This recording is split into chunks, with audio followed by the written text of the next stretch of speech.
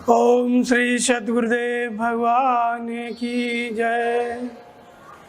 गुरुर्ब्रह्मा गुरुर्विष्णु गुरुर्देवो महेश्वर गुरुर्साक्षात् परं ब्रह्म तस्मै श्री गुरुवे नमः। ओम श्री सद्गुरुदेव भगवान की जय।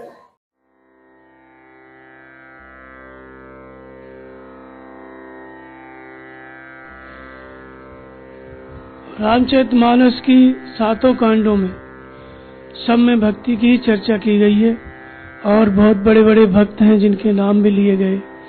ध्रुव के, हनुमान जी के, भरत के, प्रहलाद के, सभी भगत जो हुए हैं सबके नाम लिए गए। पर यह जो भक्ति है, जो कहा कि संत के मिलने से, संत के अनुकूल होने से भगवान की भक्ति हमको मिलती है। भक्ति का अर्थ क्या होता है? भक्ति कैसे, भक्ति किसे कहा जाता है? तो भक्ति का अर्थ होता है, भक्ति माने जुड़ना, विभक्त माने अलग। विभक्त शब्द का अर्थ होता है अलग अलग, भक्त शब्द का अर्थ होता है जुड़ जाना। तो जुड़ जाने का अर्थ होता है कई तरह से, जैसे 2 चीजों का मिल जाना। एक तो दूध में जैसे पानी मिल गया, और सबके अंदर, सबके भीतर इस तरह के विचार रहते हैं। कहाँ से हम आरंभ करेंगे? तो प्रथम भक्ति संतन कर संगा। अगर भक्ति का अर्थ होता है भगवान से जुड़ना, तो हम किससे जुड़ें कि भगवान से जुड़ जाएं? क्या करें कि भगवान से सीधा जुड़ जाएं? तो पहली भक्ति है संतों का संग। अब संत कैसे समझ में आएंगे?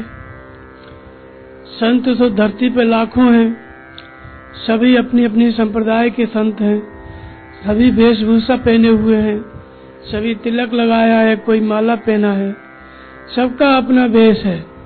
अब कुंभ के मेले में आप लाखों संतों को देख सकते हैं। लेकिन भगवान कहते हैं, भगवान राम सबरी से, कि मुझ तक पहुंचने का मार्ग भक्ति है। और पहली भक्ति, भक्ति का पहला कदम, पहली सीढ़ी, शुरुआत संतों का संग। अब संत कैसे पहचान में आए, संत को कैसे हम समझें? तो ये बहुत बड़ी कठिन बात है कि संत को कैसे समझा जाए। वेशभूषा देख लेने पर तो सभी संत ही मालूम होते हैं। कोई ये नहीं कह सकता बाहर से देखने पर कि ये संत नहीं है और ये संत है। तो पुण्य पुंज में न मिले न संता, सत्संगत संसत करंता। संत को मिलने के लिए आपके पास पुण्य होना चाहिए, दैवी संपद होना चाहिए।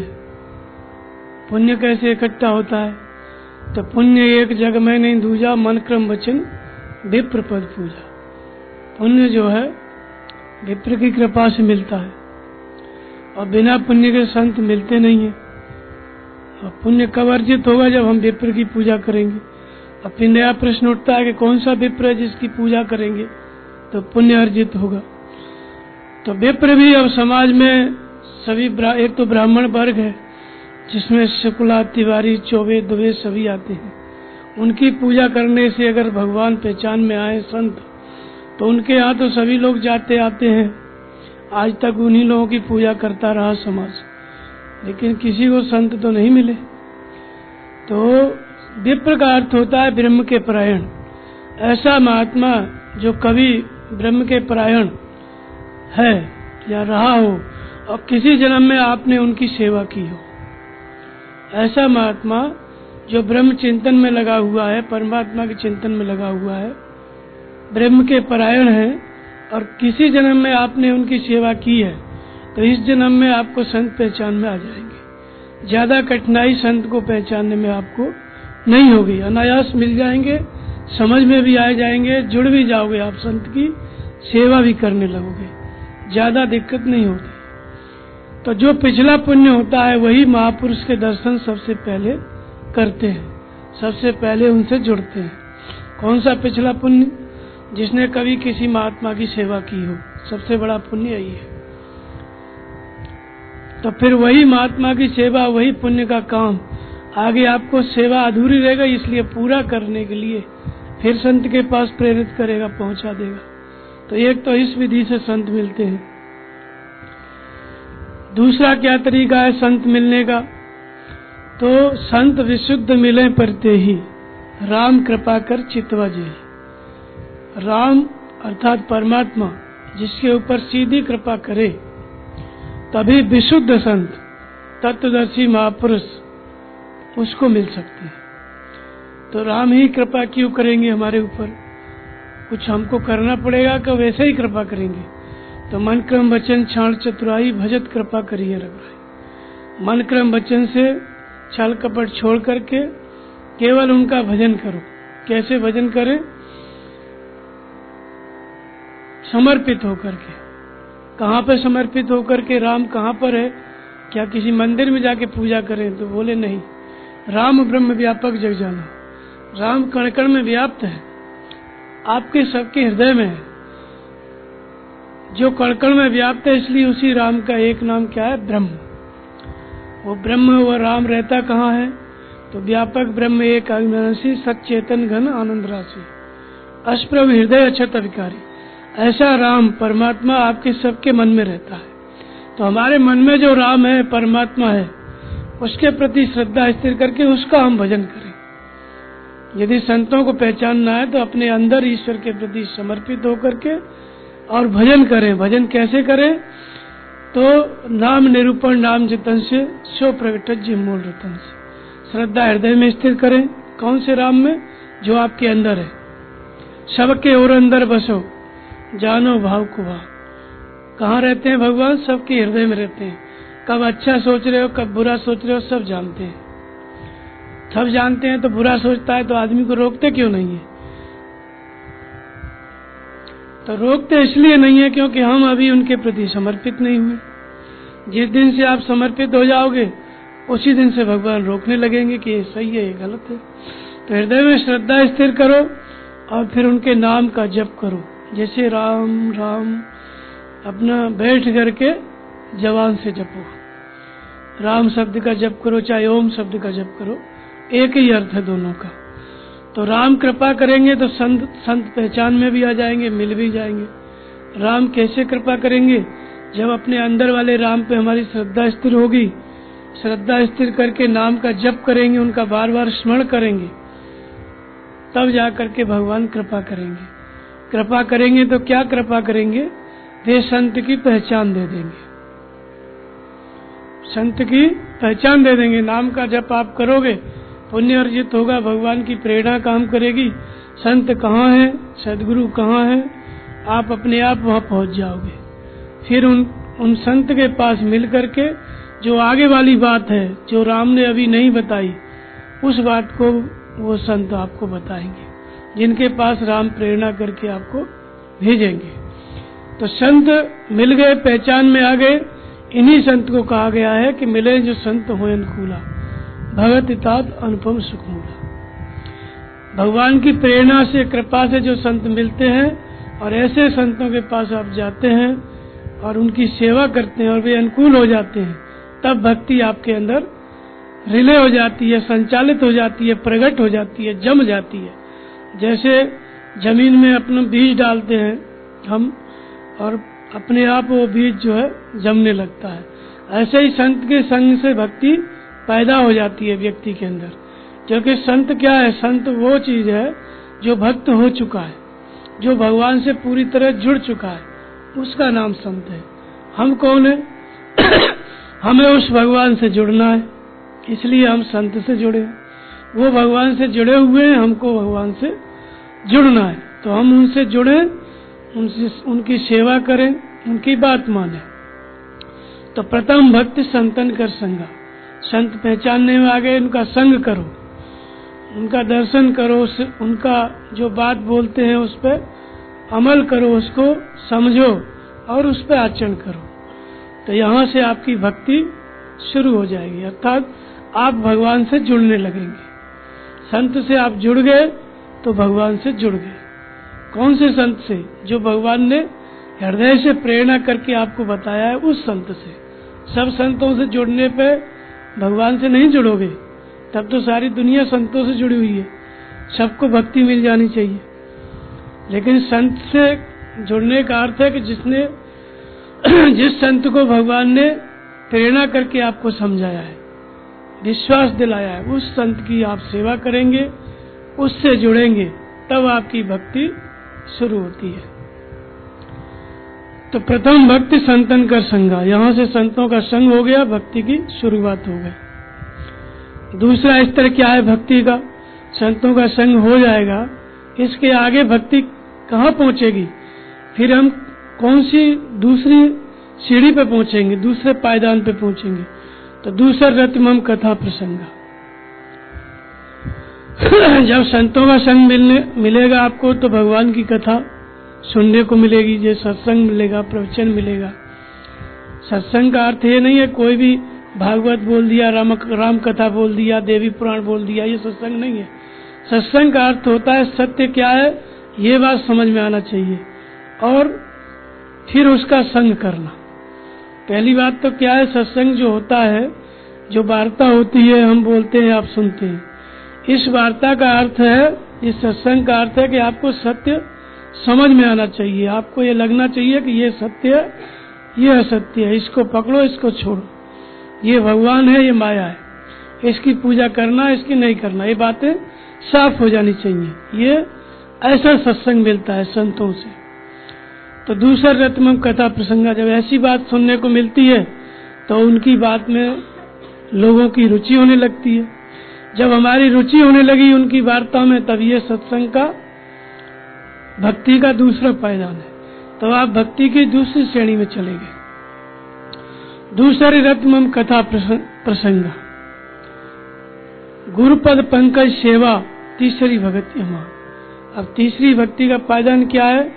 जब संत से आपने सुना, भगवान की चर्चा, आपका प्रेम हुआ, नाम जप ध्यान ये सब करने में लग गए, तब गुरुपद पंकज सेवा, सदगुरु पर विश्वास होता है, उनके चरणों की सेवा, अर्थात जहाँ पर भी उनके आश्रम होते हैं महापुरुष के, वहाँ पर जाकर के शरीर से सेवा।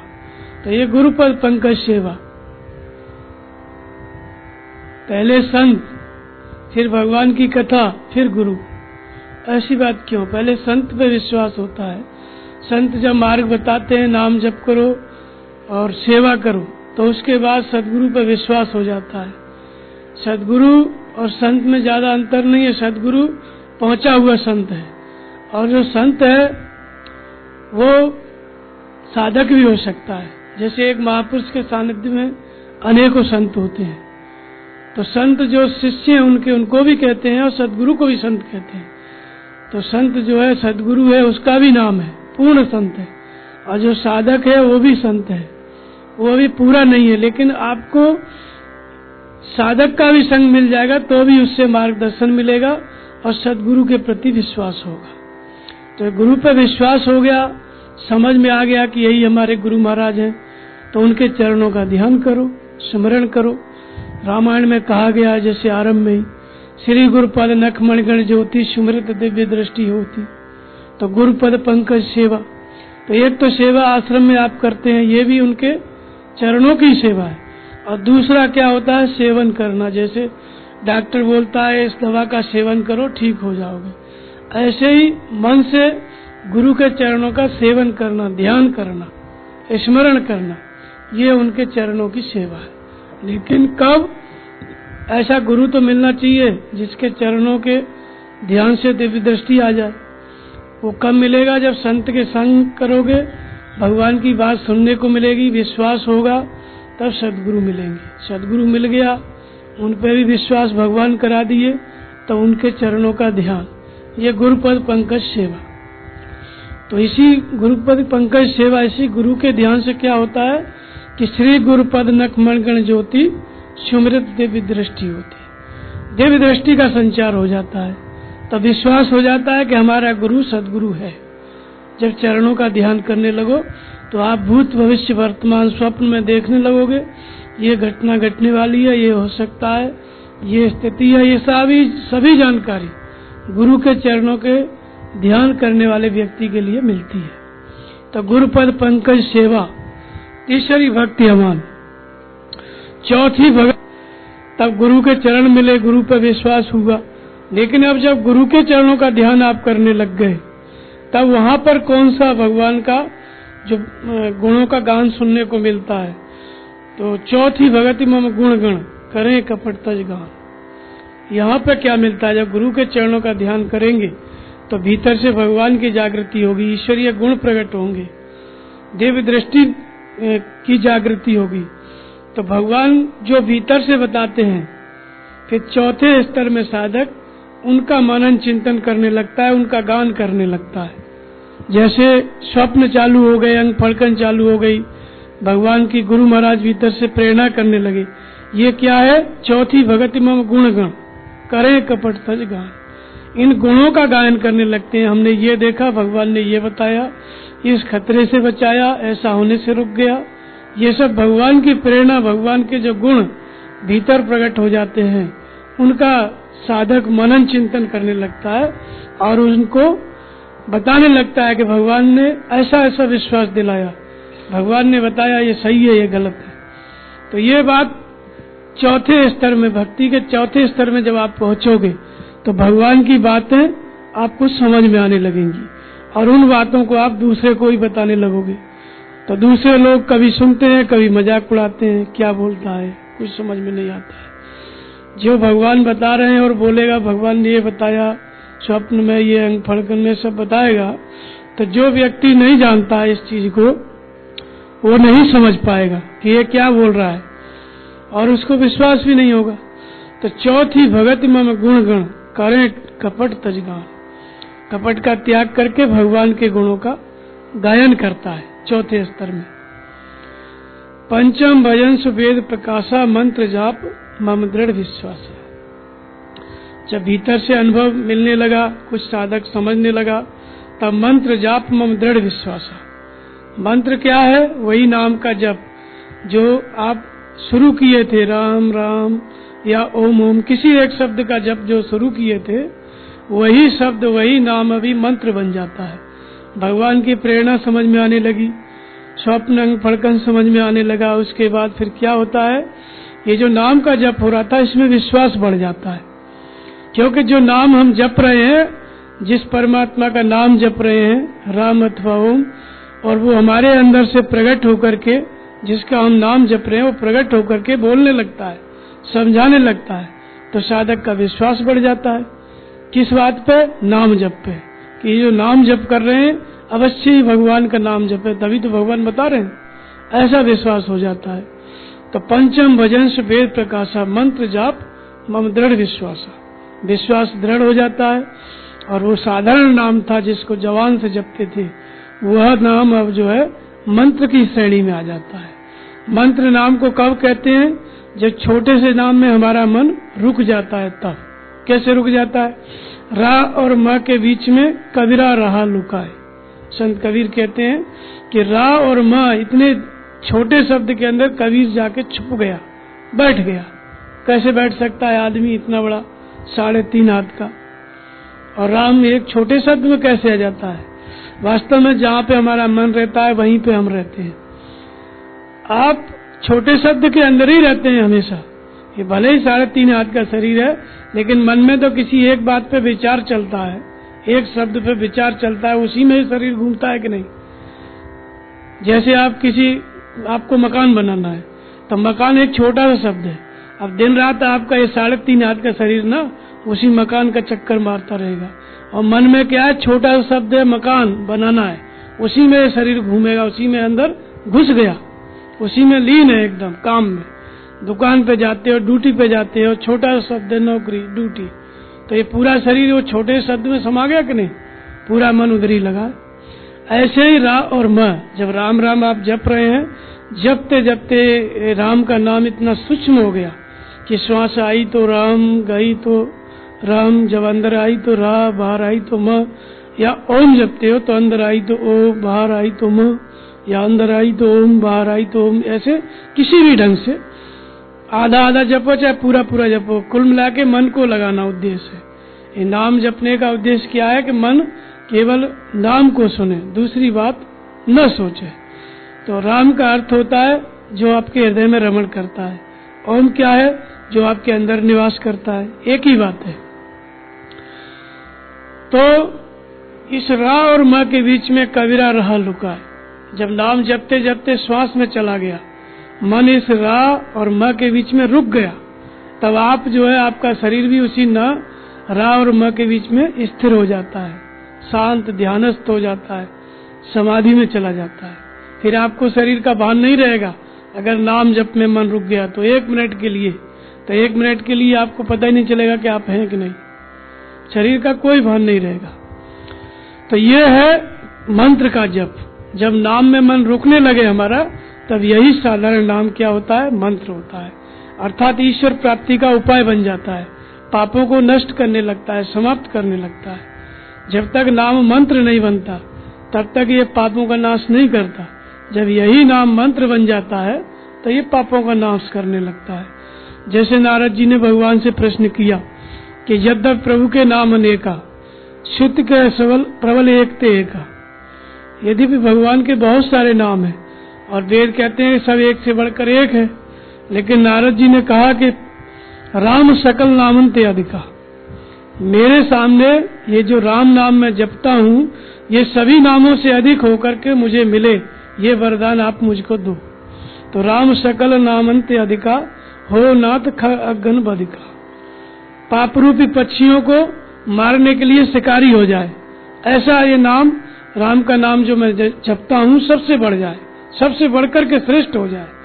तो ये नाम जब कब श्रेष्ठ होता है आपके अंदर, कब ये पाप को समाप्त करता है, कब ये मंत्र बनता है, जब श्वास में चला जाता है। तब श्वास के साथ जब ये नाम जप होने लगता है, मन उसी में अटैच हो जाता है, उसी नाम में घुस जाता है, बाहर की नहीं सोचता, केवल ओम ओम या फिर राम राम, इसमें चला गया मन, दूसरे विचारों से डिस्कनेक्ट हो गया। तब इसी को कहते हैं कि मंत्र जाप दृढ़ विश्वासा, पंचम भजन सफेद प्रकाशा। ये भक्ति का 5वां स्तर है। जैसे ही नाम में मन लग गया, संसार से हट गया, तो स्वाभाविक है कि जैसे नाम में मन लगेगा वैसे ही वैराग्य हो जाएगा। क्योंकि वैराग्य जब होता है तो क्या होता है व्यक्ति को, जानिए तबई जीव जग जागा, जब सब विषय विलास विरागा। ये जीव को जगह कब समझना चाहिए, जब संपूर्ण विषयों से विरक्त हो जाए। विरक्त होने और जगने का किससे संबंध है, जागृति का अर्थ क्या होता है, तो नाम जी है जब जागे जोगी, विरत विरंच प्रपंच भी होगी। जीव से नाम को जपते जपते जोगी जग जाते हैं। पहले हमने जीव से नाम जपा, राम राम राम, जैसे राम नाम मण दीप धरे, जीह देरी द्वार, जीभ पे रख के हमने नाम जपा, और धीरे धीरे वो जीव का नाम चला गया श्वास में। जैसे ही श्वास में चला गया वैसे ही जोगी जागृत हो गया। तो जागृत हो गया तो क्या हुआ, तब सब विषय विलास विरागा। जो मन विषयों में विलास करता था, सोचता था रात दिन, ये करना है, फिर ये करना है, फिर ये करना है, 5वें स्तर में जाकर के वह मन संसार के बारे में सोचना बंद कर देता है, और छठ दमशील विरति बहुकर्मा, तुरंत वैराग्य हो जाता है। 6वें स्तर में पहुंचते ही व्यक्ति को क्या होता है, विरति हो जाती है, वैराग्य हो जाता है। और वैराग्य का परिणाम क्या होता है, इंद्रियों का दमन, मन का समन। इंद्रियां अपने विषयों से हट जाती हैं और मन स्वाभाविक अपने विषयों से लौट जाता है। उधर संसार के बारे में न सोच करके परमात्मा के विषय में सोचने लगता है, नाम जपने लगता है। तो छठ दमशील विरत बहुकर्मा, 6वें स्तर में जाकर के क्या हो गया, वैराग्य हो गया कर्मों से। अब कुछ नहीं करना है, केवल भजन करना है। ये बात दृढ़ हो गई। निरत निरंतर सज्जन धर्म, जो कि संत का निरंतर धर्म है। संत का कोई ये कहे कि संत का प्रतिपल क्या धर्म होता है, जैसे धर्म तो सत्य है, धर्म दूषण सत्य समाना, परमात्मा की प्राप्ति धर्म है, तो मोटी बात हो गई। परमात्मा ही धर्म है, इसको सब लोग आप जानते हो। भजन करना धर्म है, भक्ति करना, ये सब जानते हो, लेकिन प्रतिपल उसका धर्म क्या होता है, निरत निरंतर सज्जन धर्म। जो संत जन है उनका निरंतर क्या धर्म है? वो निरंतर का उनका धर्म होता है वैराग्य, सदैव वैराग्य में स्थित रहना। वैराग्य का अर्थ होता क्या है? वैराग्य का अर्थ होता है कि सामने सब कुछ दिखाई पड़े लेकिन मन में कोई विचार उत्पन्न न हो, इसका नाम वैराग्य है। सारी दुनिया वैसी है, जब घर में था तब भी वही स्त्री पुरुष थे, घर छोड़ दिया तब भी वही स्त्री पुरुष, पूरा संसार। लेकिन तब क्या था? घर में था तो जिधर देखता था उधर ही विचार करने लगता था, ये भी चाहिए, ये भी चाहिए, ये भी चाहिए। तो सारी चीजें, सारी समृद्धि, सब कुछ देखेगा लेकिन कल्पना किसी विषय की नहीं होगी, इसी का नाम वैराग्य है। यानी बाहर तो सब देखेगा लेकिन भीतर कुछ भी प्रवेश नहीं करेगा। और पहले क्या होता है, जो बाहर नहीं दिखता है वो भी भीतर प्रवेश कर जाता है। जो देखते हैं उसके बारे में तो हम लोग सोचते ही हैं, लेकिन जो नहीं देखते हैं उसके बारे में भी सोचते हैं। और वैराग्य होने के बाद क्या है, जो दिखाई देता है उसके विषय में विचार नहीं आता, और जो नहीं दिखाई देता है उसके विषय में भी कल्पना नहीं उठती, इसको कहते हैं वैराग्य। तो छठवें स्तर में जाकर के वैराग्य होता है। छठ दमशील विरत बहु कर्मा, निरत निरंतर सज्जन धर्मा। अब वैराग्य के साथ निरंतर साधना चलने लगी। साधना जब चलने लगी वैराग्य के साथ, तो इसका परिणाम क्या होता है? सातम सम मोहमय जग देखा। सातवें स्तर में क्या होता है? साधक का जब सारे संसार से, संपूर्ण पदार्थ से विरक्त हो गया तो मोहमय जग देखा। जहां भी दृष्टि पड़ती है किसको देखता है? भगवान को देखता है। शुरुआत में जहां शुरू की थी साधना, संत की सेवा, सत्संग, वहां कैसी स्थिति थी? अलग अलग सब वस्तुएं, जो काम की चीज थी उसी में प्रेम हो जाता था, लगाव हो जाता था। जो बिना काम की चीज है उससे घृणा हो जाती थी, ये दशा थी। लेकिन यहाँ क्या है? सातवें स्तर में सातम सम, सब में बराबर देखना। और क्या देखता है? मोहमय जग देखा, भगवानमय पूरे संसार को। तो उमा जे राम चरण रथ, विगत काम मद क्रोध, निज प्रभुमय देखें जगत, कैसन करें विरोध। काकभूषण जी कहते हैं, शंकर जी कहते हैं पार्वती जी से कि जो राम के चरणों में प्रेम करते हैं, परमात्मा के चरणों में जिनकी लगन लग गई। चरणों में लगन लगने का अर्थ होता है नाम जप में लगन लगना, गुरु महाराज के चरणों में लो लगना। न कि रामचरण का ऐसा मत सोच लेना कहीं मंदिर में फोटो रख के उनके चरणों में लो लगाने लगो, ऐसा नहीं है। नाम जप करना, गुरु महाराज का ध्यान करना, यही रामचरण की लो है। तो उमा जे राम चरण रथ, विगत काम मद क्रोध, निज प्रभुमय देखें जगत, कैसन करें विरोध। ये बात कही गई है किसके लिए? जब काकभूषण जी गए थे लोमस ऋषि के पास ज्ञान सीखने के लिए, तो लोमस ऋषि से बहुत बहस हुई। इन्होंने कहा मुझे सगुण ब्रह्म की आराधना बताओ, भर विलोक देखो उपदेशा, तब सुनियो निर्गुण उपदेशा। जब तक हम भगवान का दर्शन नहीं कर लेते तब तक निर्गुण क्या है हम नहीं सुनेंगे। बहुत विवाद हुआ, अंत में काकभूषण जी को श्राप मिला। श्राप को शीश पे धारण किया और कौवा होकर के उड़ के चल दिए। कोई प्रतिक्रिया मन में नहीं हुई। तो पार्वती जी कथा सुन रही थी, शंकर जी से पूछा कि ये आपका कैसा भगत है, इतना बड़ा श्राप मिल गया और कौवा बन के उड़ के चल दिया, इसके मन में बिल्कुल खेद नहीं हुआ। तब पार्वती को शंकर जी ने समझाते हुए कहा कि जो भगवान के भक्त है ना, इनकी दशा अलग तरह की होती है। कैसी होती है कि उमा जे राम चरण रथ, विगत काम मद क्रोध, काम और मद और क्रोध से रहित हो जाते हैं। फिर इस विकार से रहित होने पर उनको क्या देखता है? तो निज प्रभुमय देखें जगत, सारे संसार को परमात्मामय देखते हैं। तो सो अनन्य जाके असी मति न टरे हनुमंत, मैं सेवक सचराचर रूप स्वामी भगवंत। सेवक कौन है, भक्त कौन है? जो अपने को तो सेवक मानता है लेकिन चराचर विश्व को क्या मानता है? स्वामी का रूप। सेवक का या भक्त का स्वामी कोई एक जगह बैठा हुआ नहीं है। इस स्थिति में उस संत का, उस भक्त का जो स्वामी होता है वो चराचर विश्व में व्याप्त होता है, किसी एक स्थान पर बैठा हुआ नहीं। तो निज प्रभुमय देखें जगत, कैसे न करें विरोध। वो भगवान, सर्वत्र भगवान को ही देखते हैं। गीता में इस बात को ऐसे कहा गया है कि नष्ट होते हुए संपूर्ण भूतों में जो अपनी आत्मा को देखता है, अपनी आत्मा में संपूर्ण भूतों को देखता है, वो मुक्त होता है, वो यथार्थ देखता है, सत्य देखता है। तो हम अपने को सबके अंदर देखें और सारी सृष्टि को हम अपने अंदर देखें। ये भक्ति का एक तरह का परिणाम है। वही बात यहाँ बताई जा रही है कि सातम सम मोहमय जग देखा। सातवें स्तर में क्या होता है, भगवान ही भगवान दिखते हैं, भक्त के सामने भगवान। लेकिन अभी भगवान दिख रहे हैं, भगत अलग है, भगवान अलग है। यहाँ पर भी दो बने हुए हैं, दिखाई देने वाला भगवान अलग और देखने वाला भगत अलग। अभी यहाँ भी भक्ति पूरी नहीं हुई है।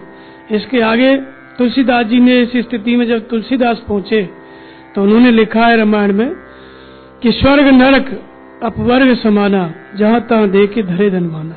जब इस सातवें स्तर में तुलसीदास जी पहुंचे तो उन्होंने लिखा है कि स्वर्ग नरक कहीं भी न स्वर्ग स्वर्ग है न नरक नरक है, जहां तहां देखे धरे धनवाना। सब जगह केवल मुझे राम ही दिख रहे हैं, स्वर्ग नरक कहीं है ही नहीं। ये तुलसीदास जी की दृष्टि है जब सातवें स्तर में पहुंचे तब। तो ये अनेक महापुरुषों ने देखा। सुतीक्षण भी जब देखे भूप रूप तब राम दुरावा, हृदय चतुर्भुज रूप दिखावा, सब जगह भगवान दिखने लगे उनको। सातम सम मोहमय जग देखा, मोते अधिक संत कर लेखा। फिर भी मुझसे अधिक वो संत है जिसकी कृपा से साधक जो है भगवान को देखने लगा है सब जगह। फिर भी अभी संत का महत्व है, क्योंकि गुरु बिन भवन तरे न कोई, जो विरंच शंकर सम हुई। शंकर जैसा बन जाए फिर भी सदगुरु की जरूरत है, अभी संत की जरूरत है। यहाँ पर भी जिस संत के संग से भक्ति शुरू हुई थी और संत का संग करते करते इस स्थिति में साधक आ गया कि सब जगह भगवान दिखाई देने लगे। फिर भी यदि वो संत दूर हो जाता है किसी कारण से या साधक की उससे अश्रद्धा हो जाती है तो आगे नहीं बढ़ेगा। इसलिए भगवान कहते हैं कि भले ही मैं दिख रहा हूं सब जगह, फिर भी मोते अधिक संत कर लेखा। फिर भी अभी सदगुरु का स्थान मुझसे ऊपर है। अभी उसको सदगुरु में श्रद्धा करना है, उनका ध्यान करना है, नाम जपना है, क्योंकि अभी दो स्तर भक्ति की ओर बाकी है। जब वो यहाँ भी उसकी अश्रद्धा नहीं हुई, सब जगह भगवान देखता है, तो अश्रद्धा का तो प्रश्न ही नहीं है, अभिमान हो सकता है। जहाँ भी देखता है भगवान देख रहा है तो उसके ऐसी स्थिति में आकर के उसके कहने से कुछ भी हो सकता है, क्योंकि स्तर ही ऐसा है। या कुछ भी भगवान जब देख ही रहा है तो पूछ करके किसी की भी समस्या का हल कर सकता है। ये सब बातें उसके अंदर आ सकती हैं। तो जब ऐसा करने लग गया तो आगे वाली स्थिति नहीं मिलेगी और वो साधक भगवान का उपयोग करने लगेगा, मिसयूज करने लगेगा, पूछ पूछ के लोगों का कल्याण करने लगेगा और इतने में उसकी लुटिया डूब जाएगी, आगे वाली चीजें उसको नहीं मिलेंगी। इसलिए कहते हैं कि मोते अधिक संत कर लेखा। अभी यहाँ पर भी सदगुरु का बहुत बड़ा महत्व है। तो ऐसा ध्यान में रखकर साधक फिर भजन में लगा रह गया, भक्ति में। तो अष्टम यथा लाभ संतोषा, सपने नहीं देखे परदोषा। 8वें स्तर में प्रवेश कर जाता है। 8वीं भक्ति का जो स्तर होता है वो कैसा होता है, यथा लाभ संतोष। यथा लाभ संतोष का अर्थ होता है, संतोष को लोग समझते हैं जैसे कोई परिस्थिति आई, नहीं कुछ हो पाया, चलो संतोष करो, जाने दो, जो हो गया सो हो गया, बहुत गई थोड़ी, जो बचा है उसको संभालो, ऐसा लोग मानते हैं। लेकिन ये तो समझौता करना है। संतोष का अर्थ होता है कि सम और तोष, भगवान तृप्ति देने लगे, अर्थात जिस परिस्थिति में भगवान रखना चाहे साधक उसी परिस्थिति में रहने के लिए राजी हो जाए। इसको कहते हैं 8वां स्तर, इसी को कहते हैं संतोष। जैसे भगवान रखना चाहे उसको, वैसी स्थिति में वो रहने के लिए राजी हो जाए। अपना कोई आग्रह न करे कि नहीं ये भगवान कहे कि ऐसे रहो, तो जैसे परमहंस महाराज थे, अब उनको भगवान ने कहा कि सब कपड़ा खोलो, नंगे होकर के गंगा किनारे चलो। अब वो कहने लगते कि नहीं, हम क्यों ऐसा करें, ये तो लोक विरुद्ध काम है, और लोग क्या कहेंगे, नंगे होकर कैसे चल सकते हैं। तो ये भगवान के जो परिस्थिति में रखना चाहते हैं, भगवान परमहंस महाराज उसी परिस्थिति में अपना रहने लग गए। इसको कहते हैं संतोष, 8वां स्तर। यदि उनकी भगवान की बात नहीं मानते हैं तो अभी इस स्थिति में साधक नहीं पहुंचा है, भक्ति के इस स्तर में नहीं है। तो जैसे भगवान रखना चाहे भक्त को वैसे रहे, इसको कहते हैं 8वां स्तर। अष्टम यथा लाभ संतोषा।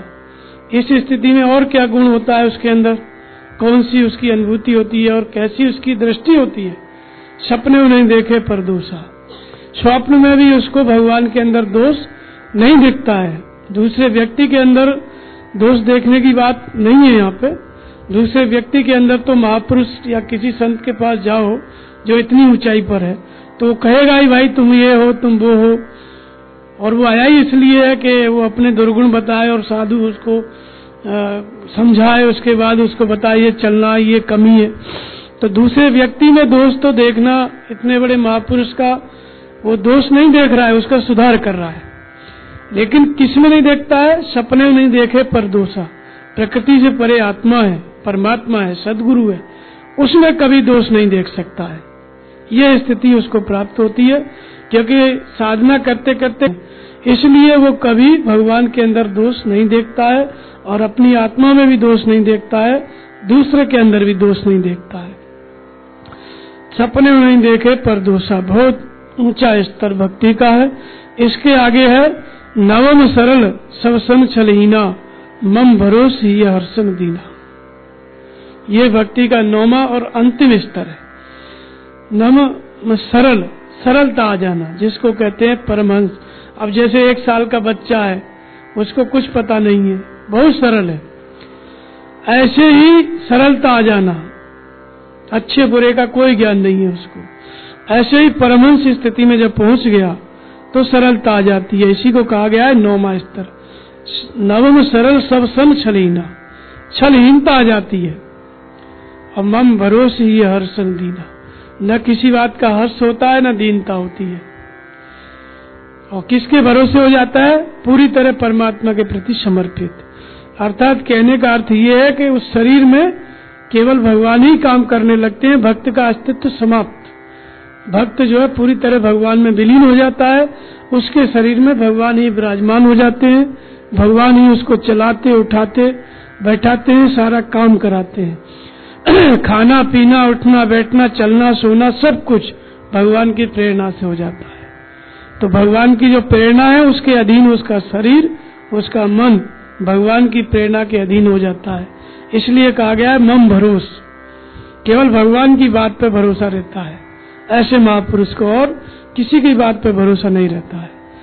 हजारों लाखों लोग खड़े हैं, एक स्वर में भगवान बोल रहे हैं, कह रहे हैं चलो, या कोई भी महापुरुष पे दबाव डालते ही है ना, लेकिन वो क्या करेंगे? जो भगवान बोलेंगे वो काम करेंगे। तुम्हारा काम बन रहा है कि बिगड़ रहा है? तुमने प्रचार कर दिया है, पर्चे छपवा दिए, स्वामी जी नहीं आओगे तो बेइज्जती होगी, उसको नहीं देखते। भगवान का आदेश है नहीं जाना है, नहीं जाना है, चाहे बेइज्जती हो तुम्हारी चाहे जो हो, वो भगवान के आदेश पे रहता है। मम भरोस ही हर्षन दीना, न कोई हर्ष है न कोई दीनता है, क्योंकि वो समाधिस्थ है, भगवान के भरोसे है। वो किसी भी परिस्थिति में भगवान के आदेश का उल्लंघन महापुरुष नहीं कर सकता है। ये नौवां स्तर है। अगर महापुरुष किसी दबाव में आकर के उल्लंघन करता है तो वो अभी इस स्थिति में नहीं पहुंचा, नीचे वाले स्तर में है। लेकिन यहाँ जाने के बाद महापुरुष पूरी तरह से जो उनके अंदर परमात्मा बोल रहा है उसी के प्रति समर्पित होते हैं और उसी के आदेश पर चलते हैं, उसी की बात मानते हैं। संसार में भले ही वो लोग विरुद्ध हो, चाहे लोग के पक्ष में हो, चाहे कितना भी बड़ा नुकसान हो, चाहे फायदा हो किसी को, वो भगवान के आदेश के खिलाफ नहीं जा सकते। तो इसलिए उनकी कई बार ऐसी घटनाएं समाज में घटती हैं जो महापुरुष ईश्वर के अधीन होते हैं, समाज का बहुत बड़ा दबाव रहता है, बहुत कई प्रकार के काम सामने आ जाते हैं, लेकिन महापुरुष भगवान के आदेश को सर्वोपरि रखते हैं। जो भगवान बोलेंगे वही करेंगे। ये क्या है? नवम स्थिति में पहुंचा हुआ भक्त है, अर्थात ये परमहंस स्थिति में पहुंचा हुआ भक्त है, पराकाष्ठा पर पहुंच गया। भक्ति यहाँ पे पूरी हो गई जो सबरी को प्राप्त हुई थी। भगवान राम जो है सबरी को बता रहे हैं कि 9 में एको जिनके हुई। 9 स्तर में से आप संतों का संग करते हो, चाहे भगवान के गुणों का गान करते हो, चाहे नाम का जप करते हो, कहीं पर भी हो, नारी पुरुष सचराचर कोई, चाहे आप स्त्री हो चाहे आप पुरुष हो, पुरुष नपुंसक नारीवा जीव चराचर कोई, चाहे पुरुष भी नहीं हो स्त्री भी नहीं हो नपुंसक हो, कोई भी हो, चाहे मनुष्य हो चाहे चराचर का कोई भी जीव हो, सर्व भाव भज कपट मोह परम प्रिय सोए, चाहे पुरुष है चाहे स्त्री है। तो 9 में कोई भी भक्ति आपके पास है वो मुझे प्रिय है। भगवान राम कहते हैं सबरी से कि तुम्हारे पास सकल प्रकार भगत दृढ़ तोरे, हे सबरी, तेरे पास तो सभी भक्ति है, तू अंतिम 9वां स्तर भी पार कर चुकी है, इसलिए तू अत्यंत प्रिय है, मेरे धाम को जा। तो मम दर्शन फल परम अनुपा, जीव पाव निज सहज स्वरूपा। सबरी से भगवान ने 9 प्रकार की भक्ति समझाई और फिर कहा कि जो मेरा दर्शन तुझे हुआ है, इसका फल ये है कि तू अपने सहज स्वरूप को प्राप्त कर लेगी। अर्थात सबरी भी भगवान का ही रूप हो गई। राम में और सबरी में कोई अंतर नहीं रह गया, इसलिए राम ने सबरी के झूठे बेर खाए। राम का मुंह और सबरी का मुंह एक हो गया। राम कोई आदमी नहीं है। भगवान जब भक्त को अपनाते हैं तो भगवत्ता दे देते हैं, अर्थात सबरी और राम एक हो गए। भक्ति का अर्थ होता है दोनों मिलके एक हो जाना, जैसे दूध और पानी मिलके एक हो जाता है। तो ये स्थिति है। तो सबरी का मुख भगवान का मुख एक हो गया, 9वीं स्थिति में चली गई सबरी, इसलिए भगवान के स्वरूप को प्राप्त हुई। मेरा स्वरूप पा लेता है जीव। मम दर्शन फल परम अनुपा, जीव पाव निज सहज स्वरूप। सबरी अपने सहज स्वरूप को प्राप्त हो गई, भगवान को देखते देखते भगवान हो गई क्योंकि जानत तुम्हें तुम्हें हो जाए। उन्होंने भगवान को देखा, भगवान ही सबरी हो गई, अपने धाम को चली गई, स्वरूप को प्राप्त हो गई। तो जो भक्ति संत के संग से शुरू हुई उस भक्ति ने कहाँ अपना विश्राम लिया, कहाँ पूरी हुई? जिस आदमी ने संत का संग शुरू किया था वो व्यक्ति भी संत हो गया। ये भक्ति का परिणाम है। संत के संग से जो भक्ति शुरू होती है वो भक्ति कहाँ पहुंचाती है? संत का संग करने वाले व्यक्ति को भी संत बना देती है, सदगुरु बना देती है, महापुरुष बना देती है। तो ये भक्ति का परिणाम है। तो अगर हम भक्ति करते हैं संत की, तो एक दिन जाकर के हम भी जैसे स्वामी जी का ध्यान करते हैं, नाम जपते हैं, उनकी भक्ति करते हैं, उनसे जुड़े हुए हैं, तो एक समय आएगा कि जो स्थिति उनको प्राप्त हुई है, जैसे लोग उनकी पूजा करते हैं या राम कृष्ण बुद्ध महावीर सबको मानते हैं, वैसे ही इस संसार में एक समय आएगा कि आपकी भी पूजा होगी, आप भी उसी स्थिति में चले जाओगे। उसी का नाम है भक्ति की पराकाष्ठा, जब भक्त और भगवान दो नहीं रह जाते, एक रह जाता है। भक्त मिट जाता है, भगवान ही शेष रह जाता है। तो इस तरह से भक्ति संत के संग से शुरू होती है और क्या कर देती है? संत बना देती है, सदगुरु बना देती है। सदगुरु के ध्यान से हम अपना ध्यान भजन भक्ति शुरू करते हैं और परिणाम में क्या होता है? एक दिन जो है हम भी सदगुरु की स्थिति में चले जाते हैं। ये भक्ति की पराकाष्ठा है। तो ये 9 प्रकार के स्तर हैं भक्ति के, जिसमें सबसे पहला स्तर सबसे मुख्य होता है, सबसे महत्वपूर्ण होता है संतों का संग। क्योंकि संतों का संग ही हमको नहीं मिला तो आगे वाली प्रक्रिया चालू ही नहीं होगी। संत की पहचान होना, उनका संग मिलना, फिर उनके द्वारा समझना सत्संग करके और फिर उनकी बात का पालन करना। तो नाम जप और ध्यान आप करेंगे तो धीरे धीरे इसी भक्ति में आप आगे बढ़ेंगे और एक दिन 9वें स्तर में चले जाएंगे। तो ये भक्ति के 9 स्तर हैं जो हर व्यक्ति के लिए सुलभ हैं। जब सबरी जो कि भीलनी जाति की थी, बिना पढ़ी लिखी थी, और भगवान ने उसको अपने धाम पठा दिया, केवल संतों का संग किया। सबरी ने क्या किया? सबरी की जो कथा थी वो क्या है, उसका विवाह हो रहा था और विवाह में 100 हिरण उसके बाप ने इकट्ठे किए थे काट के बनाने के लिए। तो उसने देखा कि मेरी विवाह के लिए 100 हिरणों की हत्या होगी और इतनी बड़ी हिंसा होगी, तो इससे अच्छा है कि मैं अपना विवाह ही न करूं। तो उसके बाप ने इकट्ठा किया था, बाड़े में बंद किया था 100 हिरणों को। सबरी ने रात में जाके खोल दिया, सब बाहर निकल गए। अंत में वो विवाह नहीं किया अपना और भजन में लग गई। भजन में लगी तो जो मतंग ऋषि उनके गुरु थे, मतंग ऋषि को देखा, दर्शन किया, उनकी कथा सुनी और धीरे धीरे चुपके सेवा करने लग गई, चोरी से रात में। तो उनके यहाँ क्या है, रात में ही सब साफ सफाई हो जाए, सुबह उठे गुरुजी तो सारा आश्रम साफ मिले, बर्तन साफ मिले। तो पूछा शिष्यों से कि आजकल क्या हो जा रहा है, सब लोग सुबह ही सुबह सारा काम हो जाता है पूरा। तो गुरुजी से शिष्यों ने कहा कि आपकी रिद्धि सिद्धि काम कर रही है हमारी सबकी। तो गुरुजी ने कहा कि तुम लोग कैसे सिद्ध हो, तो हम ही जानते हैं, कोई चोरी चोरी हमारी सेवा कर रहा है। तो पता चला तो सबरी आती थी 4 बजे, जो झूठा रहता था बर्तन में चिपका हुआ उसको निकाल के खाती थी और उसके बाद वही बर्तन धो करके सफाई करके चली जाती थी। ये रात का उसका सेवा का क्रम था। और मतंग ऋषि में विश्वास हो गया था, संत थे अच्छे मिल गए थे, उनका ध्यान करती थी और नाम का जप करती थी, राम राम। अब धीरे धीरे उनके गुरु भाई थे जो मतंग ऋषि के दूसरे शिष्य, शबरी का देखा आश्रम में प्रभाव बढ़ने लगा तो उनको ईर्ष्या होने लगी। अब गुरुजी शरीर छोड़ दिए, शबरी को उन्होंने एक दिन बहुत मारा, मार के जो है फेंक दिया, मरा समझ करके। लेकिन जब शबरी मरी नहीं, किसी तरह से बच गई, उसके बाद वो भजन करने लग गई और जो तालाब का पानी स्वच्छ था उस पानी में कीड़े पड़ गए, पीने लायक नहीं रह गया, प्यासे मरने लगे सब। तब फिर गुरु महाराज ने प्रेरणा किया कि तुम लोगों ने गलत किया है, जाके शबरी का चरण धो, उसको पियो और उसको डालो, तब ये सरोवर सही होगा। फिर शबरी का चरण धोए सभी शिष्य, उसको डाले तो सरोवर का जल सही हो गया। तो शबरी सबसे प्रमुख उनकी शिष्य हुई, बहुत सारे शिष्य थे लेकिन नाम शबरी का है। मतंग ऋषि के शिष्यों में भगवान को प्राप्त किया। तो ये मतंग ऋषि का ध्यान करके उन्होंने अपनी भक्ति शुरू की। किसी शंकर जी के या राम जी के मंदिर में नहीं गई, वही गुरु के पास गई, उनका ध्यान किया, सेवा की और एक दिन भगवान को आना पड़ा, अर्थात भगवान उनको प्राप्त हुए। तो यही संतों का संग से जो भक्ति शुरू होती है। शबरी भी संत हो गई। अब भील की लड़की थी, संत तो नहीं थी, लेकिन गुरु का ध्यान करते करते वो भी संत हो गई। तो ये भक्ति की नौ भक्ति उनके अंदर कैसे आई, ये बात भगवान ने बताई और हर व्यक्ति के लिए बताई गई कि संत के संग से शुरू करो, उनकी सेवा करो, नाम का जप करो, धीरे धीरे आप भी संत हो जाएंगे।